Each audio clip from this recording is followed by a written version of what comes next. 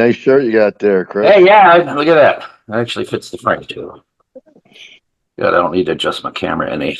Hello, Opticam. Good to see you. Oh, let me change my name again. Hello, hello. How are you doing? I kind of figured that was from another meeting. Let me see how to change the name. Yeah, I got to remember that when we switched meetings because I had some really dorky, nickname for one meeting, and then I joined like a work meeting, and I was like, oh, yeah, hold on. All right. So, Mike, I got my iced coffee. Yeah, you're right. Hey. Got my hot coffee. Okay. Well, we didn't have we had better luck today getting iced coffee than the other day. That would be our eternal joke. Good morning, Bassem. Good to see you. Good morning, Alan, who actually we got to see in person. That was so weird. Hello. How you doing? You on the road? No. No? Oh, okay. And good morning, James.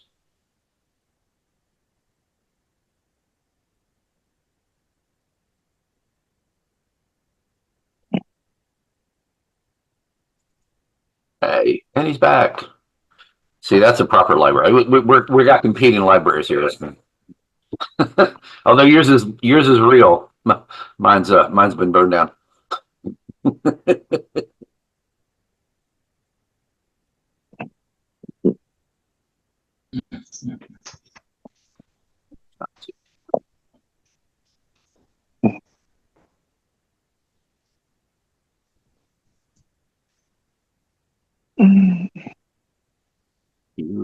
I'm giving it a few minutes before I kick this off. Morning, John.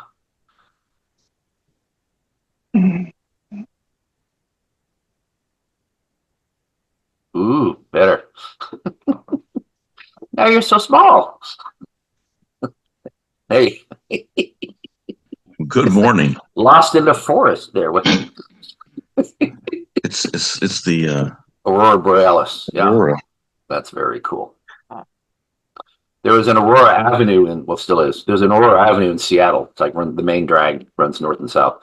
And I had no idea what it was named for the Aurora Borealis. I didn't learn that till like high school. It's like, oh, well, that kind of makes sense why they made Although I've never seen it. And I'm in Seattle. I know it was like in Alaska and other places, but I've never seen it either. no, we have Seattle has strong ties to Alaska. A lot of shipping back and forth and ever. So I guess when they were settling the city, it's like, yeah, Aurora, that'd be a good name. It's where my grandfather's Masonic lodge was. Oh yeah? What lodge? Oh, Alaska or Washington? Washington, George Washington number or something or another. In Seattle? I don't remember that one. I thought it was in Seattle. No. I noticed there wasn't a Seattle. There wasn't a Seattle lodge. It might have been one time. I mean, most big cities have like a lodge named after the city. I remember that I saw a list of DMLA chapters when I was a member in the 80s, and somebody had a printout of all the original chapters, and there was a Seattle #1. So our first DMLA chapter was Seattle. Long gone. There were no DMLA chapters inside the actual city. We were all kind of like Ballard had one. We were in Richmond Highlands, which is north, King County, but none in the actual city. He lived in Port Angeles, but I'm pretty sure the lodge was in Seattle. Okay. Yeah. I know Port Angeles. Good morning, Kurt.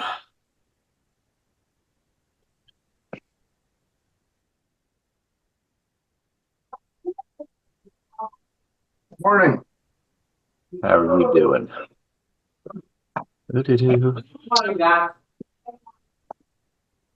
Give me one sec.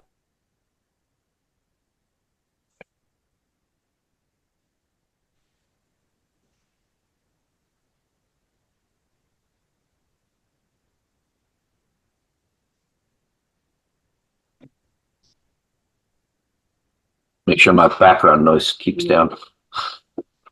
All right. Good morning, everyone. Welcome to this Zoom meeting of August 23rd. On behalf of Virginia Research Lodge, my name is Chris Douglas. I'm the Worshipful Master this year. And let me grab my notes.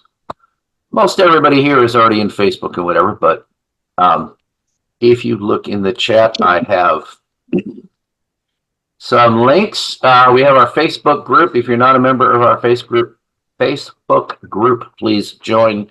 We put our papers there, and events like this one, anything research related in Virginia and elsewhere. Then our lodge website, which hopefully is undergoing a refit soon. And then we have other stuff on the Research Lodge website. All the events in every research body in Virginia that I could identify that has a website, whatever is listed there. And we were working on building individual websites for like the AMD councils and everybody, but that's an ongoing project. And then our YouTube channel, there's a new channel just for the Research Lodge. We started about a year ago, and I'm migrated from my personal YouTube channel to the new one just for the Research Lodge. All of our Zoom meetings like this one here. And if you're watching us on Zoom, please like and subscribe. If all of our meetings eventually end up on YouTube, and I'm working on curating those and breaking them up into more consumable chunks. And then my email, if you're not on Facebook and you want to join our mailing list. So that's all that stuff. So good to see everybody. We've got 10 people. That's good. We had our in-person meeting. Mike was there. Alan was there. Had our August stated at the Masonic home. It's our second meeting at the home, and everyone really liked it. It's a good setup. And we got our new Masonic aprons, from Colonial Beach Lodge. They're over 100 years old. And Colonial Beach Lodge turned over the aprons to Richmond Randolph, and they were nice enough to donate them to us. So they're on long-term loan from them. So we have our own officers' aprons to go around the state, and wherever we are, we have our own aprons, and we're working on jewels. So that's cool. Except for Marshall, because Mike don't get one. I don't know. We counted them all, and it turns out the Marshall was missing. But they're very cool. We're not going to try and revitalize them. Like people asked if we could make them less dingy because they are 100 years old. I think they'll be ruined if we try and clean them up. So they have a nice distinctive kind of grayish tinge. But so that's really cool. And we got brand new straps on them because the cords are frayed. So good year for Virginia Research, getting a lot of stuff done. Working on t-shirt, polo shirts, working on all kinds of stuff. So we are getting a lot done in the physical world. But we're here in the virtual world today for Brother Istvan Horvath, who is going to give us a talk. I'm going to go ahead and turn it over to you, Istvan, if you want to list your many accomplishments or just what you currently are, and start your talk whenever you're ready, sir. If I don't... I just muted you. I'm so nice. Take it away, sir. Now I am unmuted, I guess. Can you hear me? I hear you fine. Okay. Wait. Okay. Ready to go? Yep. Okay. How are you? Oh, okay, thanks. Good morning, everyone. And this talk was prepared for the Ontario Research Lodge, and it was presented first time there. And it will be published in the annual proceedings of that lodge whenever it will be ready to come out. And now you will get the relatively concise version of that talk, that paper. So the official title is The Actual Story of the Forget-Me-Not in German Freemasonry. The Freemasonry, almost by definition, is a collection of unsubstantiated legends and myths. Like parables in the different volumes of the sacred laws, these legends serve a specific purpose: moral instruction and teaching for the newly admitted members.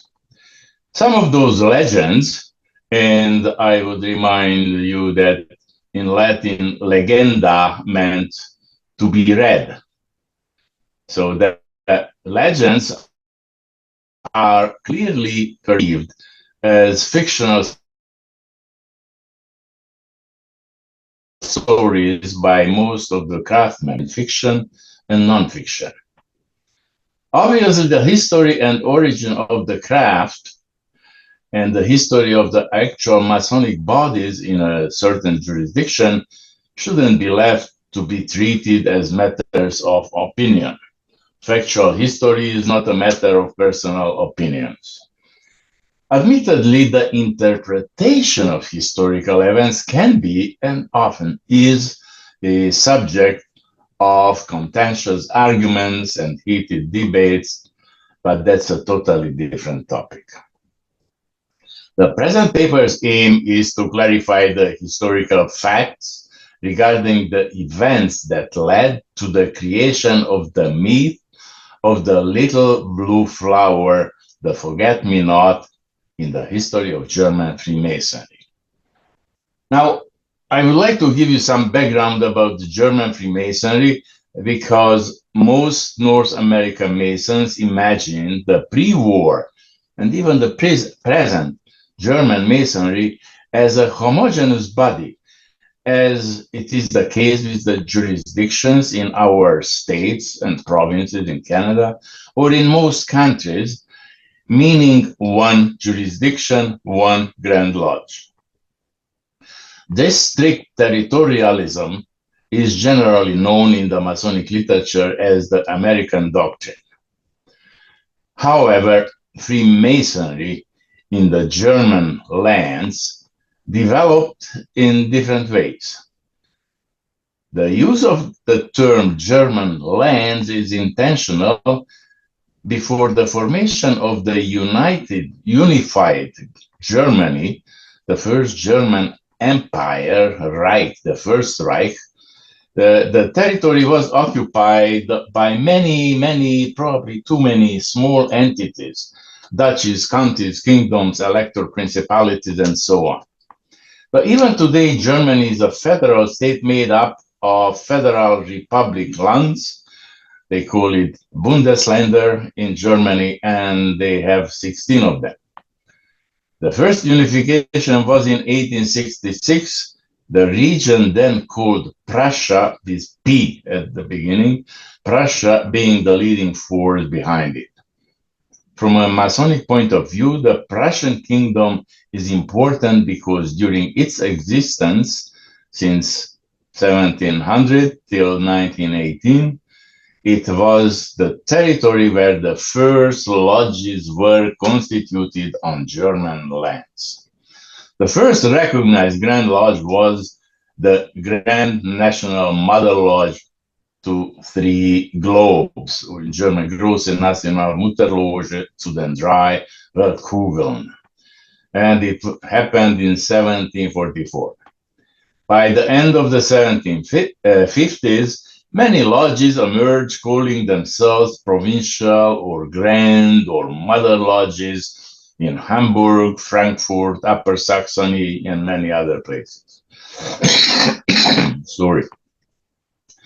In about 100 years, from 1744 till 1846, 8 grand lodges existed on the territory we know today as Germany. The same situation existed in 1933 when the Nazis came to rule Germany. Many grand lodges with very different views and attitudes. Among those, a very special position was held by the 3 old Prussian grand lodges, which together had around 57,000 members in more than 400 lodges. The other 6 grand lodges, known as the humanitarian grand lodges, had less than half, both in number of lodges and in members, 23,000 members in 180 lodges. And around 1,500 members were in a handful of so-called independent lodges. And this puts the total number of Masons in the Reich of 63 million people at about 82 Masons in the year of 1925. Among the humanitarian group, one of the oldest, founded in 1811, and most important was the Großloge zur Sonne, Grand Lodge Sun, in Bayreuth, with 30 lodges and over 4,000 members. For the subject of this paper, this Grand Lodge played a prominent role, as we will see later. It is a known fact that the old Prussian lodges did not initiate Jews, and they also worked in systems where the craft degrees and the higher degrees were not separated. The so-called humanitarian Grand Lodges admitted Jews, although their proportion was not the same in all those bodies. Now, an interesting fact in German Masonry during the 20th century was the attitude toward English Freemasonry. While very friendly relations existed before the First World War, after that Great War, during the so-called Weimar Republic era, all the old Prussian Grand Lodges severed their ties with foreign bodies, and their policies were in harmony with the increasing anti-Semitic trends in Germany.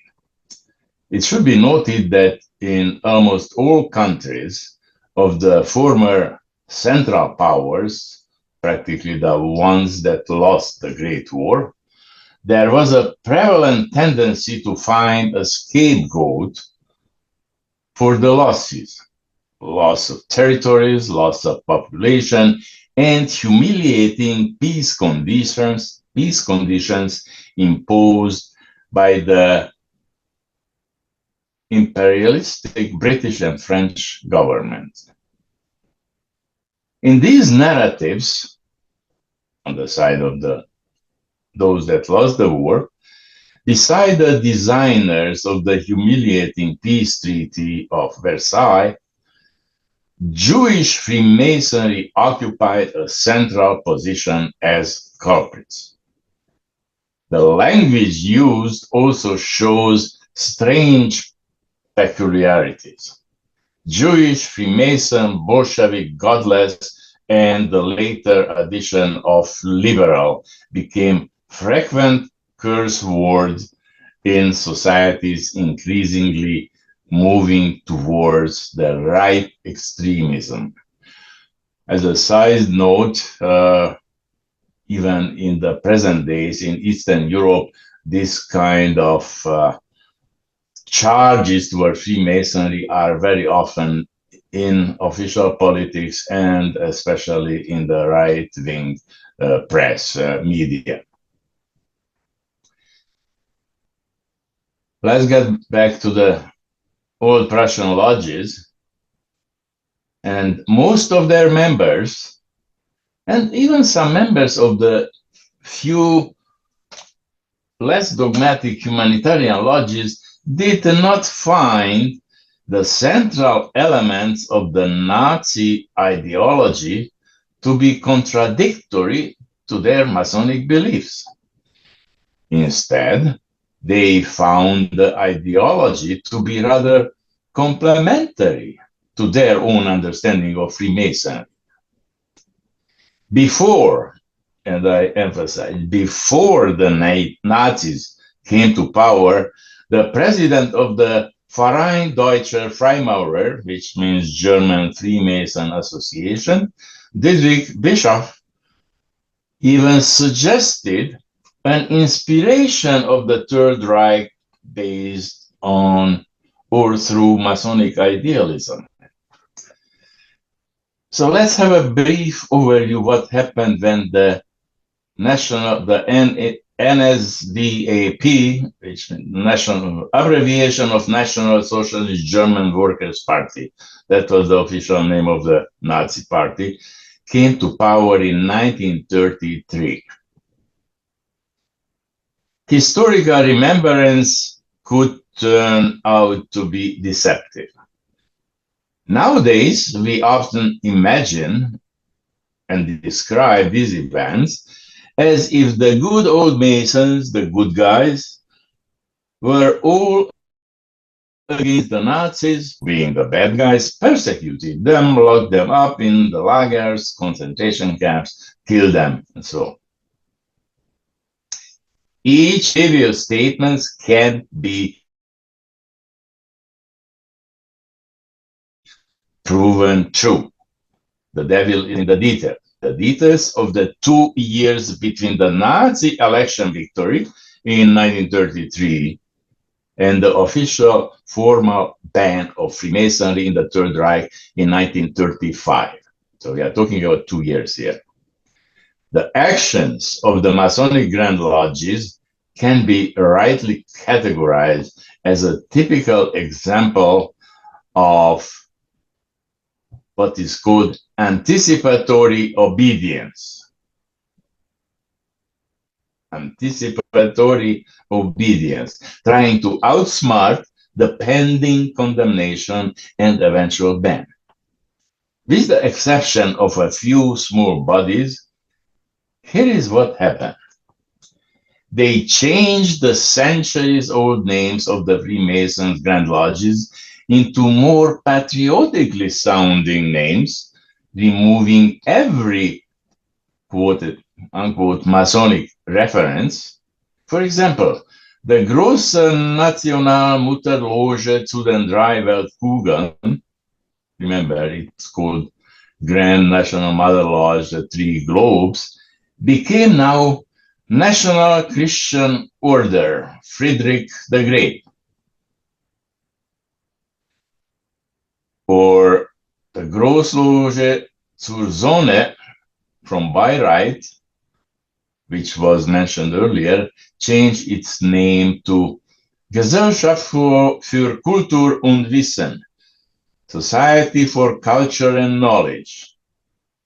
Almost all of these new names emphasize the German national and Christian character of the orders and the rarely mentioned detail. These former Masonic orders removed from their ritual and ceremonial text every Old Testament, read Jewish, reference to prevent the potential accusations from anti-Semitic zealots. They replaced them with Germanic legends and mythology of the Holy Grail. Similarly, the floor covering, which we explain, at least here in Ontario, using an emulation type ritual. So we explained the floor covering in the junior warden lecture during the entered apprentice degree, was replaced with a representation of the Strasbourg Cathedral, and the Hieramic legend was replaced by the saga of Baldur, the Nordic god, and even the two pillars, Jachin and Boaz, were renamed Licht and Volk, the light and folk nation. In hindsight, it would be too easy to judge their behavior, and we must admit that it was a troublesome time for all German Masons. Most Masons around the world have never been exposed to such ordeals. Therefore, this article is not directed against German Masons. We attempt to reconstruct and describe historical events as they unfolded in those extraordinary circumstances. Unfortunately, despite the declarations of loyalty sent to the Nazi party leaders and to the Führer himself on behalf of the renamed Grand Lodges, now all Christian orders, pointing out often the termination of relationships with the enemies of the German nation, like the UGLE, the United Grand Lodge of England, and other Grand Masonic bodies belonging to the victors of the Great War. There was no acknowledgement on behalf of Hitler's government, and soon, in 1935, the Nazis outlawed any Masonic activity and ordered the dissolution of all Masonic bodies, no matter the changed name. And their troops, the SA, attacked and ransacked Masonic buildings, confiscated the archives and artifacts, and destroyed many, many irreplaceable cultural valuables. Later, they did the same in the occupied Western European countries, ransacked and confiscated archives in France, Belgium, and the Netherlands. Now, in a strange twist of history, these confiscated archives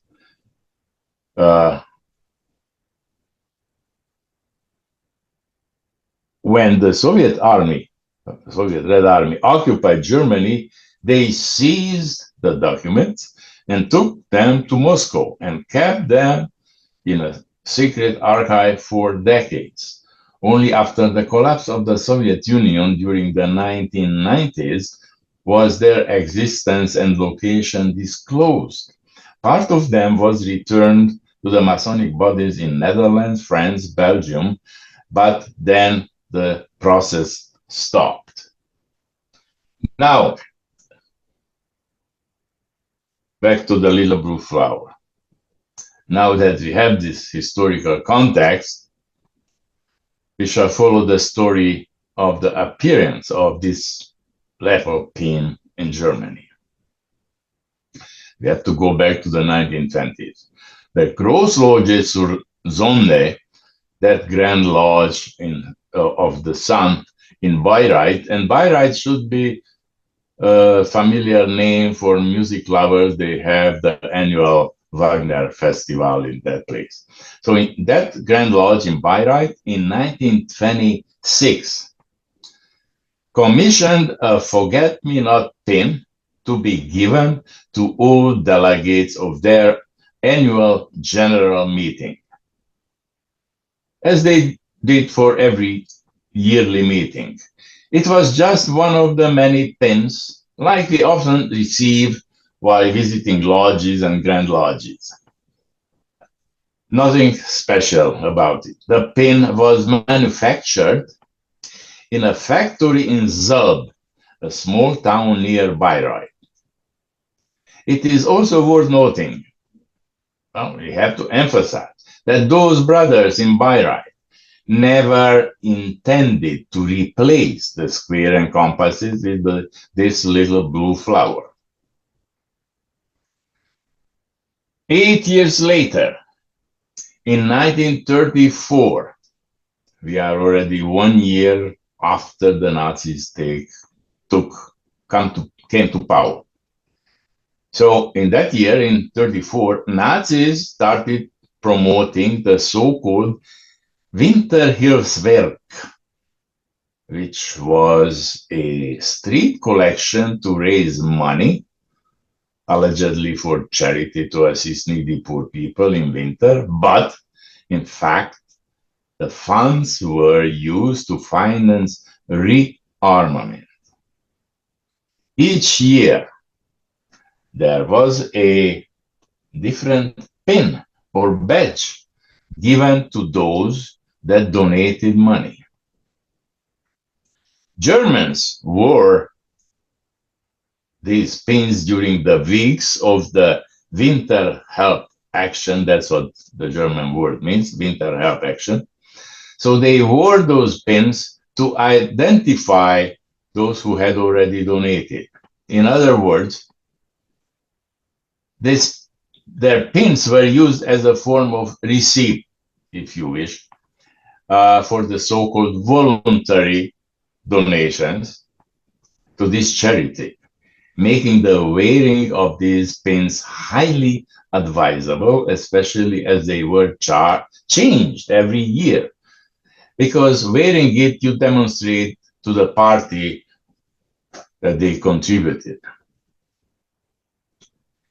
Now, in an almost unbelievable twist or coincidence, for the money collection in March 38, the Nazis happened to use the same forget-me-not pin, even manufactured in the same factory in the town of Zap.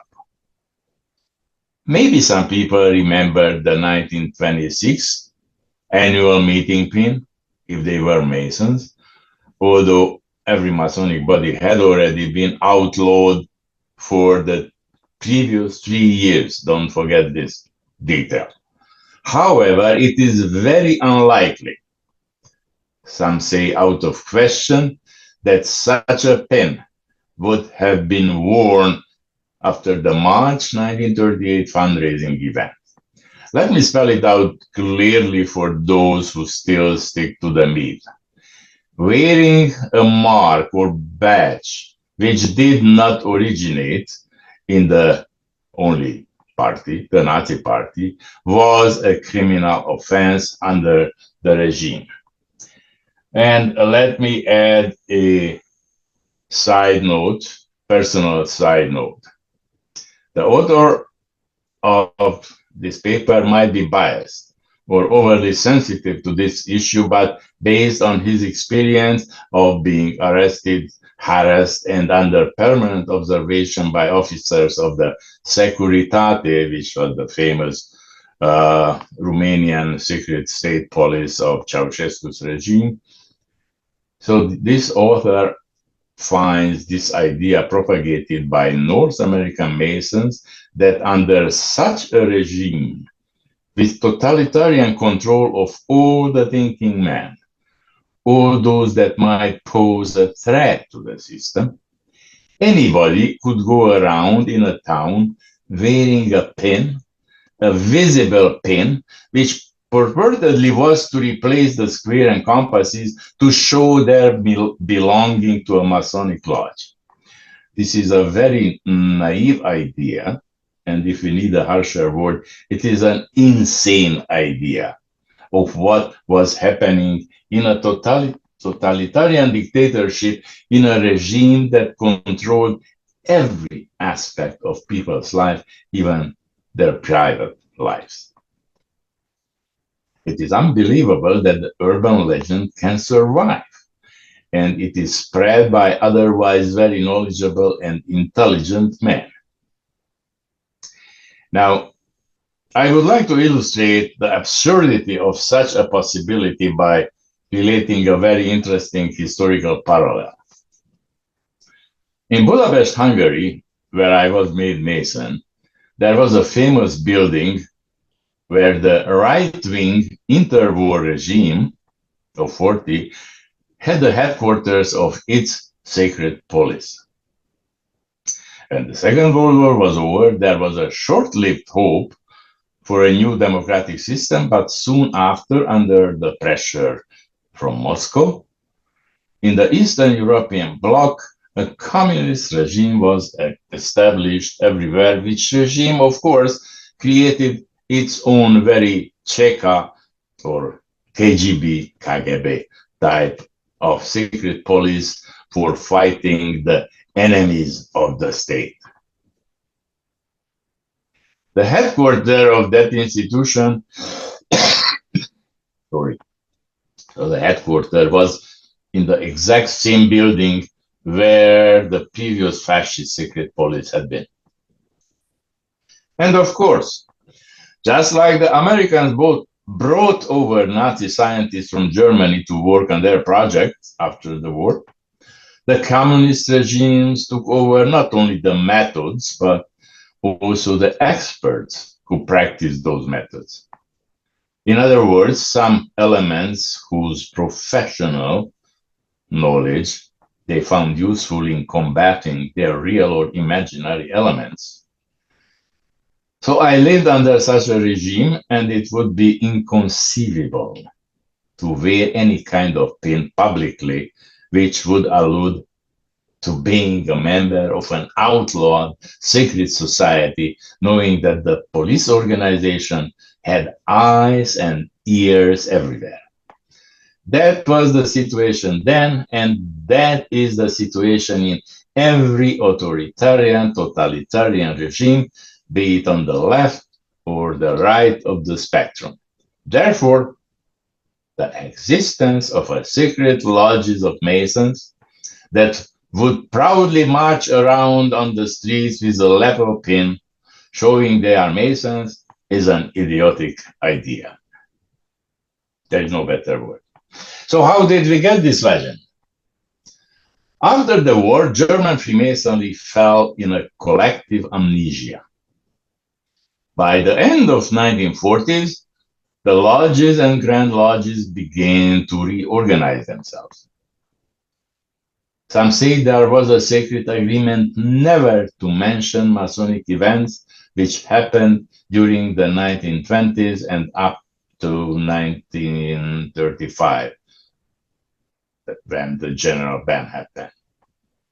When the new United Grand Lodge of Germany was announced in 1948, the accepted narrative was of a Freemasonry that suffered unanimously under Hitler's regime, no mentioning of collaboration and exclusion of Jews, altering the rituals, and so on.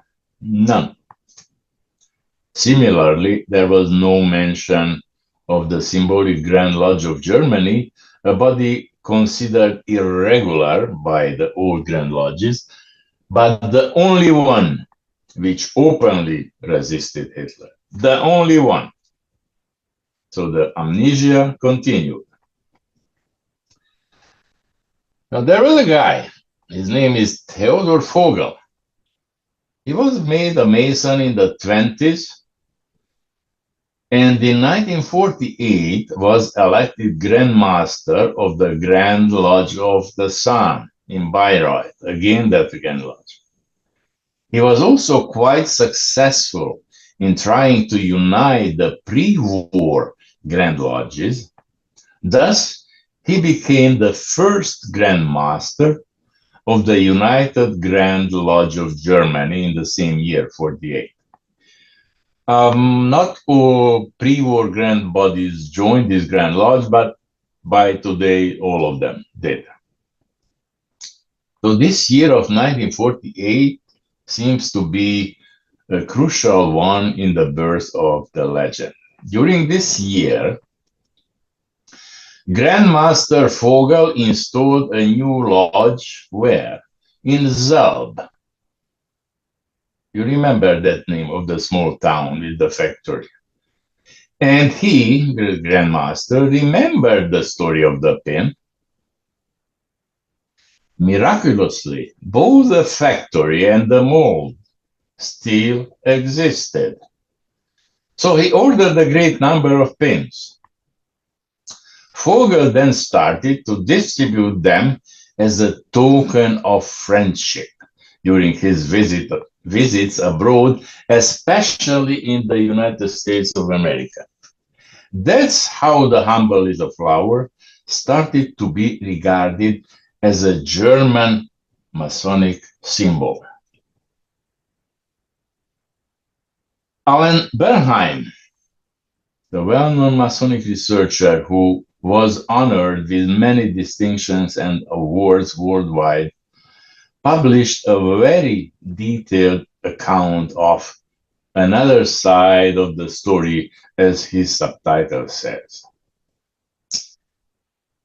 Besides other sources mentioned in the big biography, this paper relied extensively on his work, which was very well documented, supported by original source material. He reads and writes in German, French, and English. And those sources are often neglected by those who find the truth inconvenient.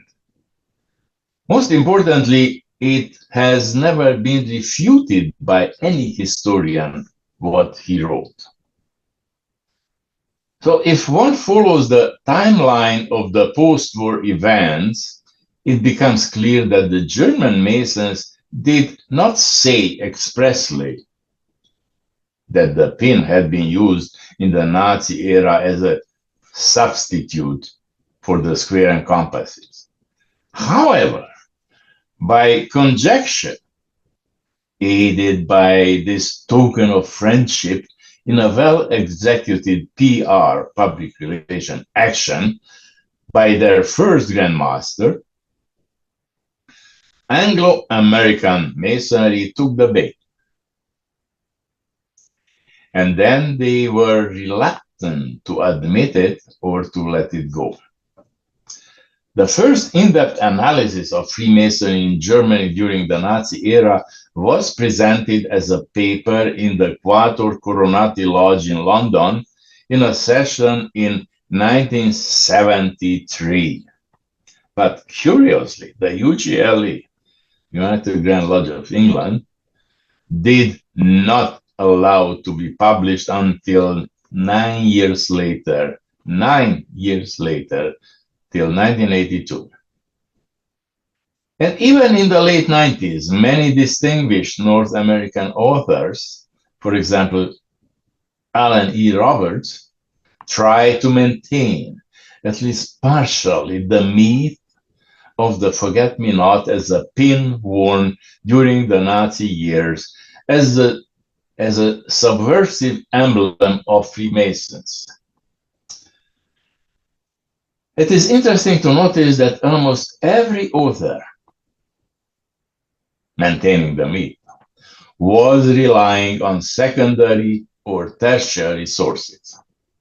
In other words, if you are not familiar how research goes, they quoted someone who never saw the original source. Now, in this unstoppable myth making, I have to admit, even Ontario was involved.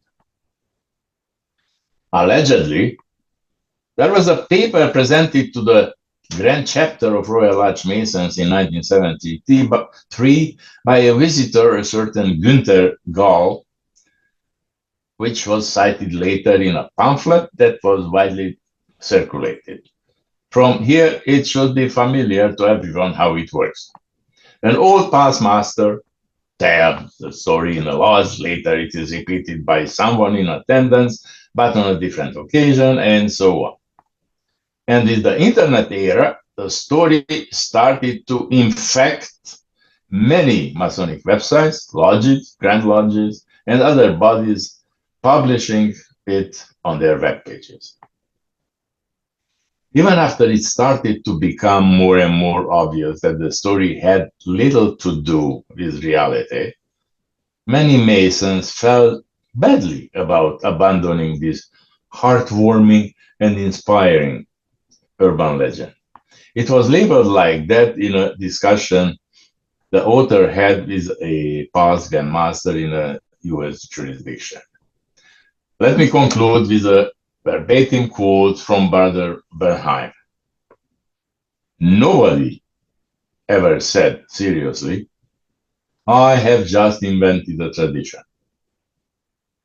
A clever person would like his friends to believe that the legend which had just come to his mind was an old one which, for some unknown reason, became forgotten, extinct, or both. He would rather say, I have rediscovered a very old tradition. End of quote. And I have another quote as well from the same Brother Bernheim. Accordingly, a legend was born.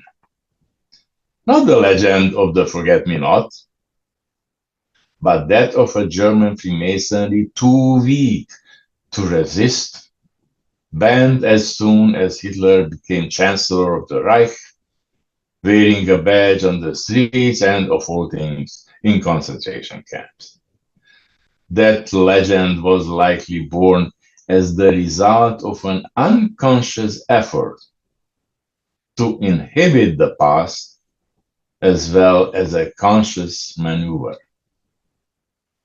It was believed not only because it was the logical thing to do, but also because it was reassuring to imagine Freemasons acting according to their ideals, fighting for freedom and defending it.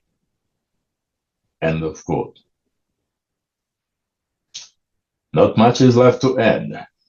We all, as individuals, as group members, Masons, and as nations, must face our past.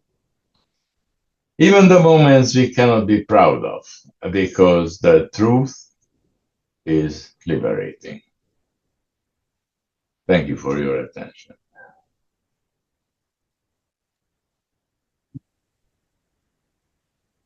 Very nice, very nice. I really appreciate that, Istvan. I have heard that story many times, the myth. In fact, someone gave that talk in Research Lodge about 10 years ago. I remember someone tweeted that. So until recently, I bought into the myth because it sounded really nice. Like, yeah, a way of, putting it, right in the Nazi's face and walking around, But I mean, it's an excellent point. It's not just the square and compass. It's if I'm wearing any kind of pin, any kind that's not officially, sanctioned by the Nazis, it's going to get me in trouble. It's not like that. Oh, that's not a Masonic pin. We'll let you go. I mean, you're right. It just logically don't make any sense that I could wear this pin unless it was something that mocked an existing Nazi emblem that you couldn't tell the difference, like a swastika with a bright blue background. That they'd be like, oh, okay, set it up one background. Well, I had to add when I presented this paper in the Heritage Lodge, the Ontario Research Lodge, I was wearing a pin, a blue forget-me-not, just to show that I have one. I got it from my past grandmaster in Budapest, and with the story, the old story. And I still cherish it as a memory of that my mentor, from whom I received it, but I know the real story behind it, and I'm trying to share it as many occasions as possible. And I appreciate it. I really do. Any questions, anyone, or comments? I'd always heard the story that, not that they wore it openly, but like they had it under their lapel where they'd show it to a fellow person they thought would be a member. But I thought that was pretty unrealistic, even. It would not hold up under the Gestapo or whoever might be trying to look for them. So, but it was a heartwarming story, I guess. But yeah, it was indeed.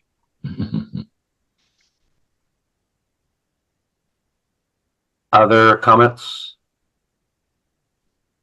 I know the Grand Lodge of Wisconsin, they have their Further Light podcast, and they did a series on this also, very, very similar to what you were talking about, saying it's a nice story, but it really doesn't hold up, and the persecution of the Freemasons by the Nazis was pretty extreme, obviously, but they said that they did try to get along with them as long as they could, and then it kind of ended.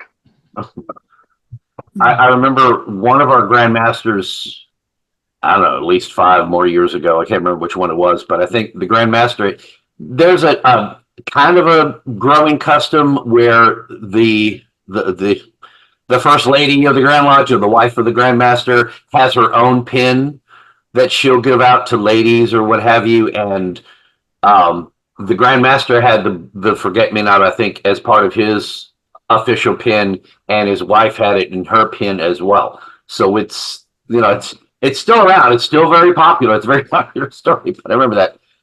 But it's going to be a while before this gets out there. But I'm definitely going to promote this to people. It's like, hey, you think you know about the forget-me-not? Well, watch this video and get the truth. The story's been embellished Also, that to say that the forget-me-not was Hitler's favorite flower. Oh yes, of course it was. So that's why they get away with it. Is the idea, right?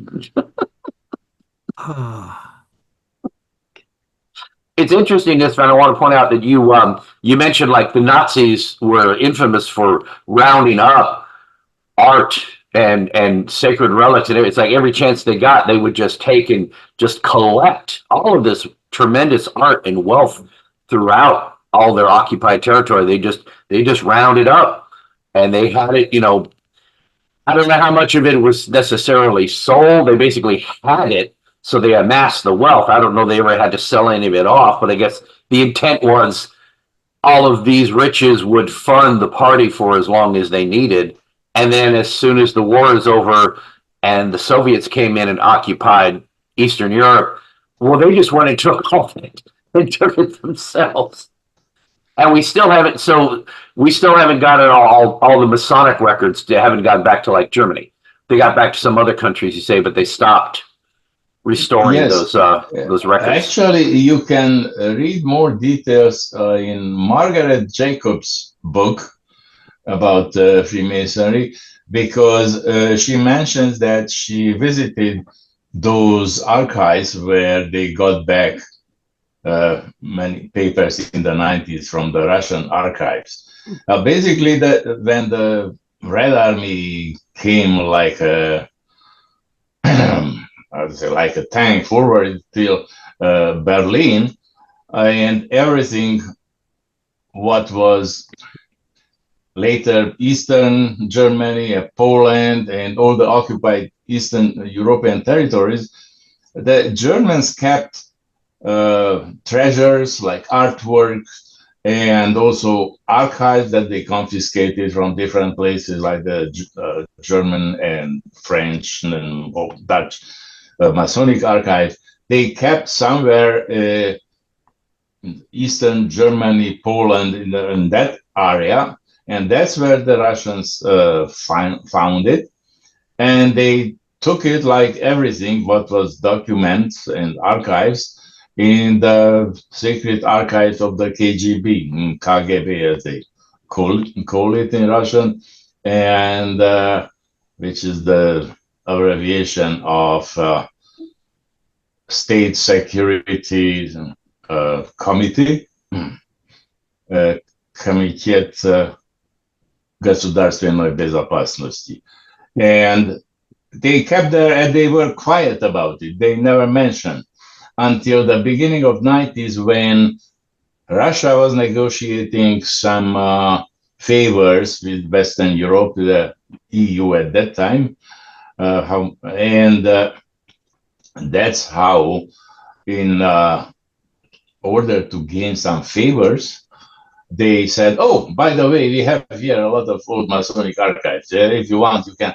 And so truckloads of documents were returned to Netherlands, France, and Belgium. And that's how now researchers who take the time and to go and study, they can study some documents that for decades, all the researchers, historians thought that they were lost. So it's a very interesting twist of the events. But those real researchers that have the opportunity and the chance to go and visit these archives, they can learn a lot about the pre-war years and what really happened in the 20th century and even before 19th and whenever since the beginning of Masonry in those areas. We should note that, I understand, obviously the Nazis seized our gold paintings, what have you, because they have some value. They could just sell them off if they need them. Archives of organizations like the Masons, they're really not worth anything except to us. They're priceless to us because they're a record of our history, but it's not like you could post them on eBay and make any money off of them. Really, they're not even interested reading. I mean, books are still books, but it's like they're of great value to us, but sitting on them. There's really no value to them to have them. It's not like they're going to sell them on the black market, but they're great treasures to us, and we'd love to get them back because of the what's the word, the sentimental value, whatever, the value to us, and it's not, there's no real monetary value per se.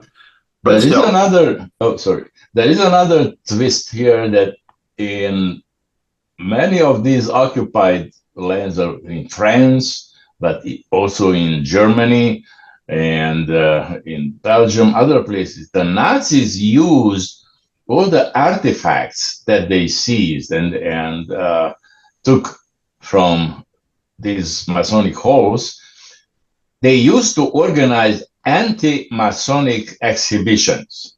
Ah, okay. And to show that this is how the enemies of the state, the enemies of the German nations, work secretly in the lodge, conspiring against the nation and so on. Right. And they, they organized very well done, for propaganda purposes, well done exhibitions with all kind of additions. So it was partly real Masonic artifacts that they confiscated from the lodge halls, and also adding, a lot of caricaturistic and propaganda kind of drawings and text and everything, and having guides. They made even films. There was even a film made, I guess, in France, in the occupied France, about the evil Freemasons, the Jews, and always the Freemasons and Jews, they became almost, like synonyms in those propaganda texts. Yep. And that's how they instigated a kind of hatred, which unfortunately stayed even today in many of the Eastern European countries. And so that's how the Nazis used these artifacts, and after, as you said, the archives not having much value, but they still didn't want to let in the hands of the Masons, so they deposited somewhere where the Red Army found, and they took farther east and back. So it's a complicated story. It is. I want to note that, I hear a lot of conspiracy. We've all heard lots of conspiracy theories, and it seems like in a lot of places, Jews and Freemasonry is just sort of intertwined. It's like this worldwide conspiracy. It's the Jews and the Freemasons, and you're right, they're synonyms. We're interchangeable for the conspiracy theorists. And what's really funny is if you look back at the early days of the Grand Lodge of England and all that, for quite a while, Masonry was originally a very Christian organization. It's something I plan to write a paper on at some point. It's like, it pretty much was, it was only Christians in Masonry. There was very, very few places where Jews even had an opportunity to join until after the Grand Lodge was founded, and then they tried to open it up more. And I think they even changed things to make it more appealing. And there's kind of there's the undercurrent of you have to be a Christian to be a Mason, which is trying to fly in the face of the conspiracy theory that the Jews and the Masons are one and the same. It's just, it's all, I joke, but it's like, it's so funny. There is no logic in conspiracy theory. Right. You know that. Yeah. But because here in the US, we have the commandery, and or so you can do it in Canada too. The commandery is the only predominant Masonic body that you have to be a Christian to join, at least in America. And there are people who are like, well, that's un-Masonic to have the commandery where I have to be a Christian to join. It's like, but you can join the Blue Lodge, you can even join the Royal Arch and the Council and not be a Christian. So I don't see how you can say no one's being excluded from Masonry who's not a Christian. It's just, if you want to go this far in this appendant body at some point, you have to be a Christian. That's hardly saying that the Blue Lodge is keeping people out. I know a whole lot of non-Christians who are active in the Scottish Rite, even in the Royal Arch, who are not, it's okay. It's not a big deal, but people try to harp on that and make that a big deal. It's like, but it's just this one group over here. It doesn't, but people are like, well, that's just un-Masonic all the way down. What? Because it doesn't flow downstream. It doesn't trickle down and affect the Blue Lodge. It's not like you're going to join the Blue Lodge. Like, I was going to join the Masons, but I found out 10 years from now I can be a Christian. I know that. I was going to get to that. But I mean, like, the logic of, well, I can't join the Masons because at some point there's a body somewhere that I'm not going to be able to join. Yeah. Well, yeah, you just don't join it. Or join the joke was, the Jews joined the Scottish Rite to get in the shrine. Because at one time, it's amazing that how much it's changed. I've only been around 35 years in Masonry. And, at one time you had to join the shrine, you had to be a Knights Templar or a 32nd degree Scottish Rite. So you join the Blue Lodge, and then and they had the one day, the weekend conferrals. You join the Blue Lodge, you join the Scottish Rite because you get all the degrees in one day, and then you're in the shrine. Or you join the Royal Arch, and then the council, and then the commandery. And in Virginia, we don't have a council to get in the shrine. So the Jews who wanted to be Shriners would just join the Scottish Rite. Yeah. Not just them, but other people. Now that inner layer is completely gone, you go right from the Blue Lodge to the shrine. It's just kind of interesting to note these trends and how things change over time. And I don't know, I'm just aware of all these different things that all kind of fit together in various ways. That's what's fascinating to me about this Masonic research. The more you learn, the more you see similarities. Oh yeah, well that ties to this and that relates to this. It's always interesting to have that wider perspective. It's like, isn't that funny? So anyhow. That would sound better if I sat down and wrote it out. That was just off the top of my head, but that's kind of the idea, is the influence of religion in Masonry. It's why I want to write a paper on it and put it in a more acceptable form than me just sort of rambling there. It is true, though, that a lot of the German and other European Freemasons were actually persecuted by the Germans and put in concentration camps and killed, though, correct? But Yes. Yeah. They were, but there was not. The whole point is the myth is the pin itself. It's the myth, but you're right. They were definitely they were the badge. Isn't it the red triangle that Masons were given when they went up to the camps? yeah, but that red triangle was for all the political prisoners, all those that ended up in concentration camps because of their political views or being considered political enemies of the. So not specifically Freemasons, communists. No, And it okay, was got it. wider. Yes. Yeah. And again, that's a misnomer, because what I've seen is, here's the red triangle that Hitler put on Freemasons. You see people, they oversimplify. Yeah, because When there's a grain of truth, but easier. it's not the whole truth. Yep. Interesting. Do you mind a comment, gentlemen? Please. That's why we're here, Dale. All right, thanks. As I'm listening to this, a couple of points came to mind. One was the value of this type of discussion, and that it's something that has happened within the framework of Freemasonry for hundreds of years. And a point about human nature that I think you're making in your presentation, in this really interesting presentation, and it reminds me of a point that's been talked about for a very, very long time. That in the '60s and later, and it was developed into this a psychological theory of confirmation bias. And basically, it goes back in the literature for a very, very long time to Thomas Aquinas and Schopenhauer. Smart people, a lot smarter than me, mentioned this phenomenon.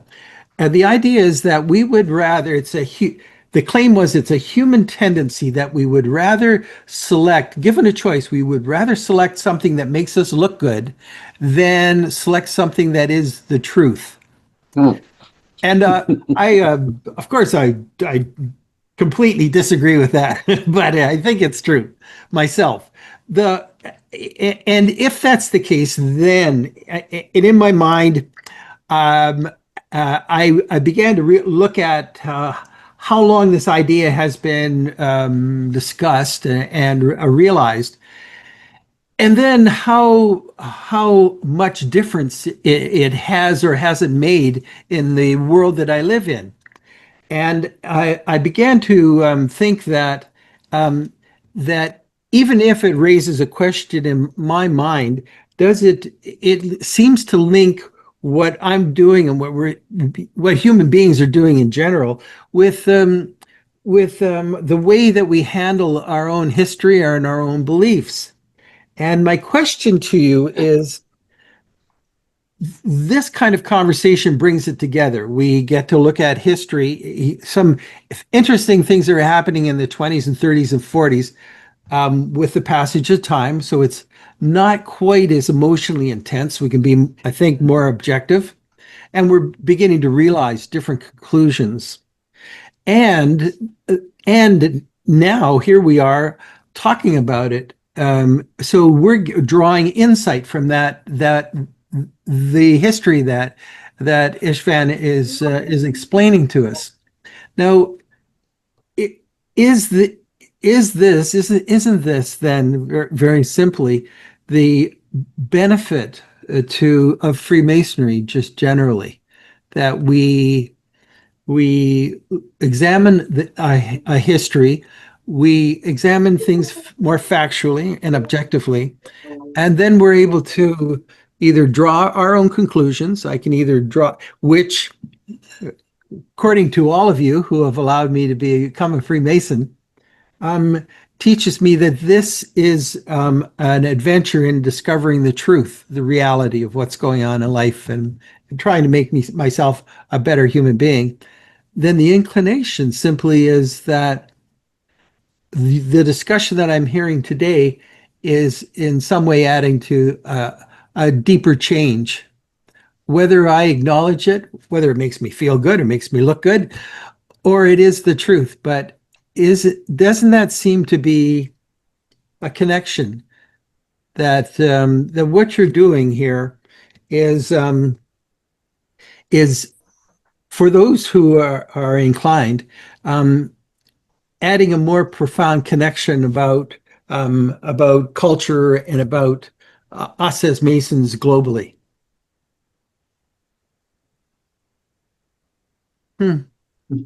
Just Go ahead, Istvan. just a question. It's not. I'm not searching for an answer. It's certainly not that.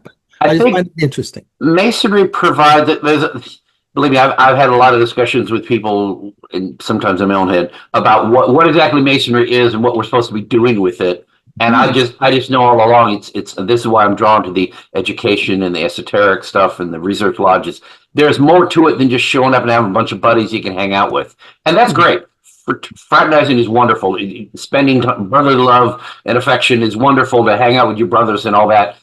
But really, there's something deeper, and I think it's kind of gotten covered up over the years with just sort of formality and focusing on just learning the ritual, not understanding it, and it's just easier. And Grand Lodge is going to homogenize everything.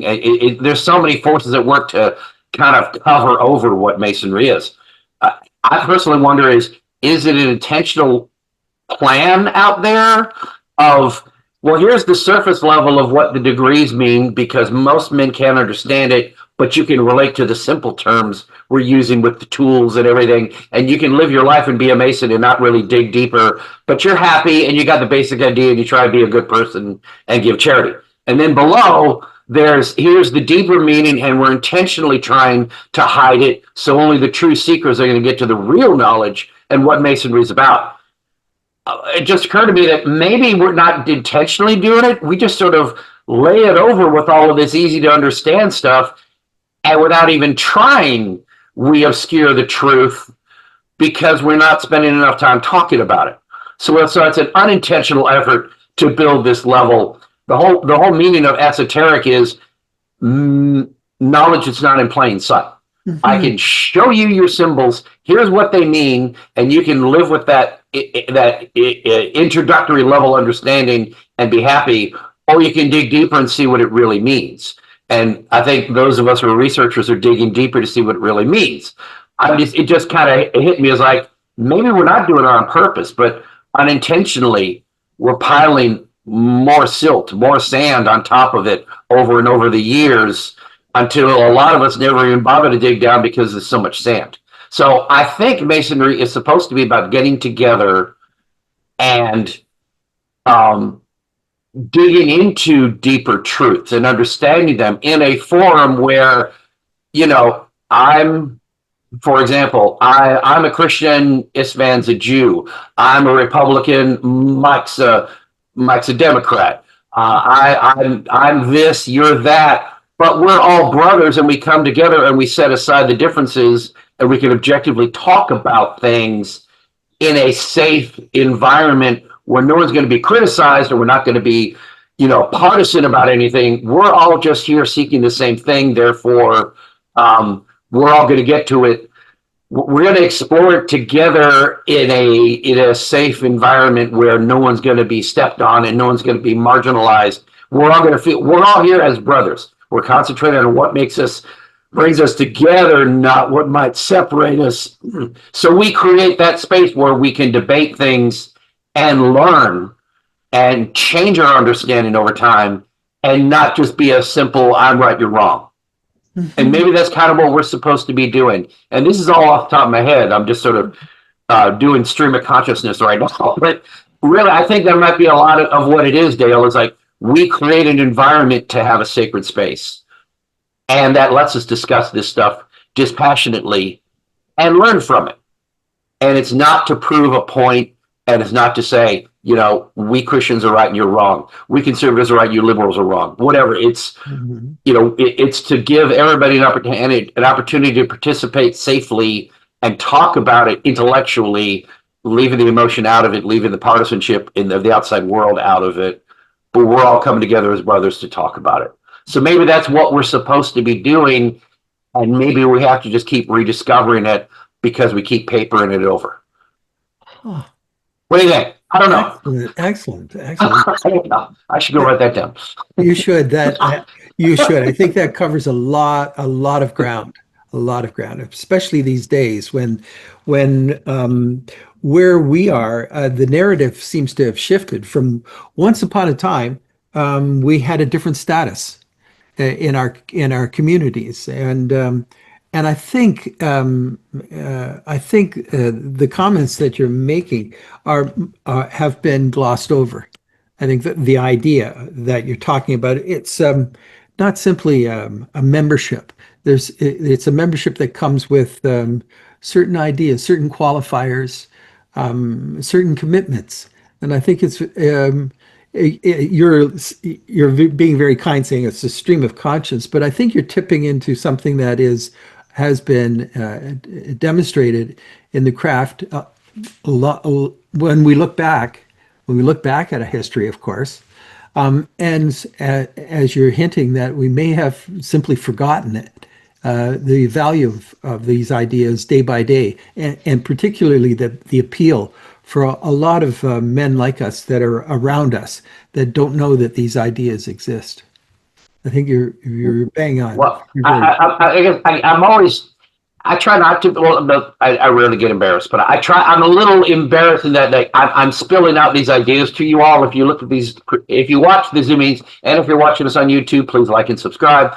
If you watch these meetings on YouTube, there are times when, because we're talking and I get into the discussion, I just kind of, instead of carefully writing out my words for a presentation, we're just in a meeting, you know, we're just here. So I'm just kind of what's coming off the top of my head.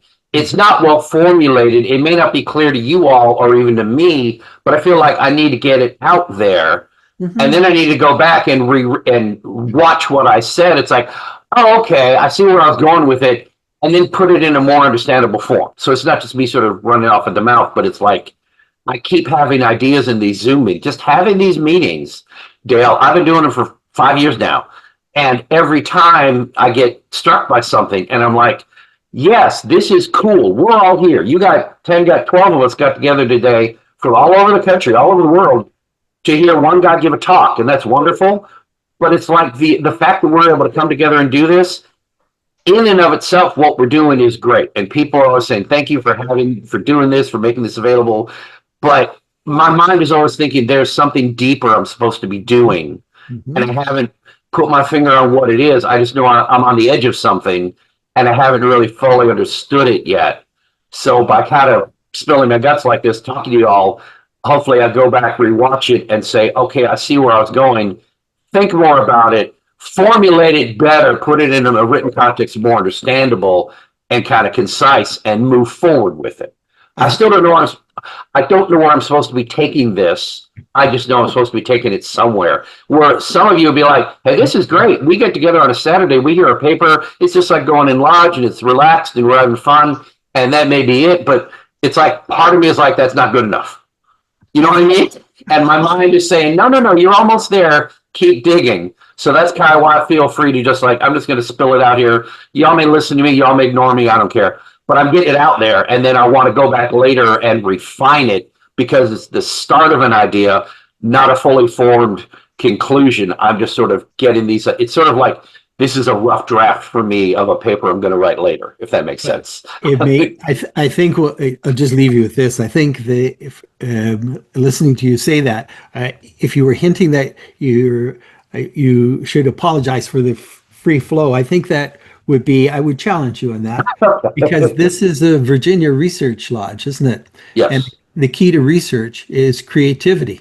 It's not following a script. It's creativity, it's imagination, and it's to create those environments where you can put out those experimenting, free flow kind of ideas. Yes. And somebody else listening or you can hear yourself say them and re-examine them from different perspectives. And I think yes, for me, what you're doing here, you gentlemen are doing, is you're as good as your title. You're better. Because you're actually not just talking about it, you're actually doing it. You have the rich history, the context to bring ideas together, but then you're kicking off this creativity. I just think that I never get to see the final chapter of the free flow. Like, where does your thoughts take us in the conclusions? But I think it's just brilliant to sit in and listen to you. Thanks. Well, I'm glad you think that. I think you touched on it. And the good thing is, this is being recorded. It's going to be on YouTube, so I can go back. If I was in a meeting, I wouldn't remember half the things I said. You might not remember what. Yeah, he had a good point. What was it? I don't remember. If you were just there, the fact I'm recording it, I need to go back and rewatch all of them, and because you can over time, you're like, oh, okay. So at least it's not transcribed, but I can watch it again and kind of expand on my ideas. But I appreciate what you're saying. I think that's kind of what we're trying to do is a research lodge. In a blue lodge, Mike can show up and give a nice 15-minute talk and everybody claps nicely and that's it. No Q&A. But Mike can give the same talk in the research lodge and there's going to be Q&A for 10 minutes, people pulling at different things and pulling at threads in what he said and sharing something else that they learned. So research lodges are meant to have Q&A after the paper. And that's why I encourage it here, because sometimes I get much more out of the Q&A than the actual paper. I'm sorry, I know y'all work hard on your papers, but really it's like, and I think even the authors will say, oh, I hadn't thought about this. I mentioned that in our meeting last week, the idea that we need to be doing this more and we need to be doing the Q&A more, because I'm going to inspire that author by making a comment. He's going to go back and say, you're right, I could write a whole other paper based on what that guy said, taking it in, because we're going to have impressions that you didn't, or maybe you did and you forgot. And then you come back later, it's, Dale had this comment on my paper and I hadn't thought of it that way. And you're right, it's just encourage. We need to be a force multiplier. We need to encourage each other and keep the thinking going. That's why the Q&A is so important in the research lodge. And I wish the blue lodges did that more. I don't know how many times I've given a really long paper and then it's like, no questions, no nothing. And I'm like, come on, show me you were listening, right? Ask a question. It means at least you were listening. Actually, in the introduction of my book, I even mentioned that how grateful I am to all those brothers that came to my different presentations, asking questions, commenting, and adding something that later on I could use. So basically, they were almost part of my journey, helping to put together that book. I got a lot of very interesting ideas that from in all those Q&A sessions after different presentations. So yes, I agree with you. I consider them very, very important, and actually, as a practicing presenter, very, very useful for the future papers, for that paper which was presented. So yeah, we should always encourage questions and comments, and because we can learn so much about everything from other brothers who have a different point of view, a different perspective. And once when I was planning with a small group eventually to start some new lodge, one of the main ideas that we liked very much at that point was that we should be both mentors and students. So we just switch, the roles from one moment to the other, but our participation should be always that we can step up as mentoring, teaching the others, and the next moment we can just sit back and gratefully listen to another member sharing their ideas, and now being in the role of a disciple or a role of the student. I guess this switching roles in a lodge and in a lodge discussion, or even after a Zoom presentation, which is less formal than a lodge, this is very important that we can be at the same time in both roles. Okay, enough. Yep. Right. Any other comments? Okay, I wanted to announce our next, well, let's see. We have 2 Zoom meetings. I see I'm not doing my job and keeping up on who's supposed to be speaking on what, but because I schedule these people at the beginning of the year, so I have to hit them up get their topics, and I'll put that out there. But this September 6th and 20th, we have 2 more Zoom meetings. Bob Uzel from Texas will be giving a talk, and Dale M. Blue, who I believe is from here in Virginia, will be giving talks. So I need to hit them up and get their papers, what they're giving a talk on, and I'll be announcing that in our Facebook group. But we have two Zoom meetings in September coming up. And we also have the Scottish Rite Conference. If you're here in Virginia, that's going to be the last weekend in September. And our Scottish Rite Valley is conferring the KCCH investiture.